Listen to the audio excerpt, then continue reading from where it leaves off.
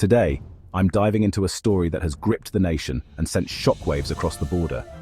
Canada's Prime Minister Mark Carney has declared victory in the federal elections, and he isn't mincing words when it comes to US President Donald Trump. Carney stood before a divided nation and sent a powerful message. Canada will yield to Trump's threats.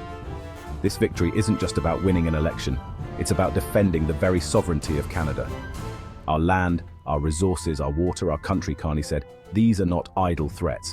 President Trump is trying to break us so that America can own us. That will never, ever happen. Carney's words echo his campaign trail statements, warning of the vastly changed nature of Canada's relationship with the United States. We are over the shock of the American betrayal, he said, but we should never forget the lessons. We have to look out for ourselves. And above all, we have to take care of each other. The Liberal Party's victory returns them to power for a fourth consecutive term. But the question remains, will Carney need coalition partners to govern? Conservative opposition leader Pierre Poilievre conceded defeat, capping a bad night for his party. The Conservatives, who once held a 20-point lead, have been dramatically toppled, with Poilievre himself losing his seat to Liberal challenger Bruce Vanjoy. Carney, a former central banker, has been a vocal opponent of Trump's aggressive policies. Since taking over the Liberal Party leadership from Justin Trudeau, Carney has rallied the public against Trump's threats and trade tariffs. Trump's tariffs on Canadian goods have transformed the election into a referendum against the US president. In a show of unity, Poilievre promised to work with Carney in defending Canada's interests. "We will always put Canada first," he said, as we stare down tariffs and other irresponsible threats from President Trump.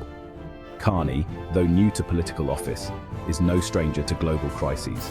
From steering Canada through the 2008 financial crisis to helping the UK navigate Brexit, Carney has proven his mettle.